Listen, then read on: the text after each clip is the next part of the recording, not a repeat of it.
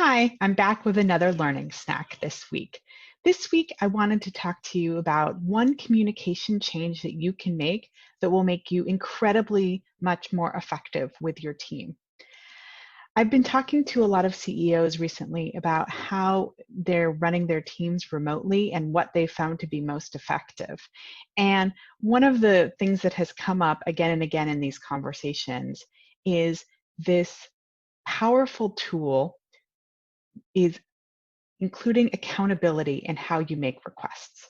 So there's a lovely field called speech acts, but if you don't want to go into the theory, what you should know is that when we make requests, they have to have a time that you do it by, specifically what the request is, and we have to both be able to hear the request and look at the outcome and know if the request was satisfied or not.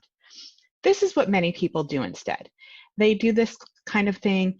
People are on a call with their team. They know people are working hard and overburdened, so they don't want to add to the burden.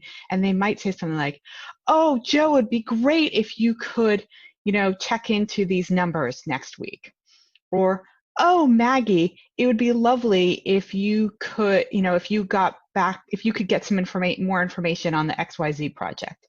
And these kind of things are floated, and it's not really clear, like, is that a request? You're like saying it would be great it would be great if. Is it optional?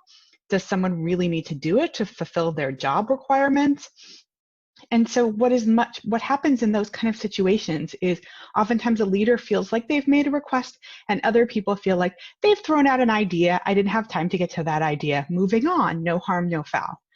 And so if you are managing a team and you want to make a request, then it's much more effective to say, "Hey, Joe, can you talk to Rob and get back to me next week and see if he can also help out on this project?"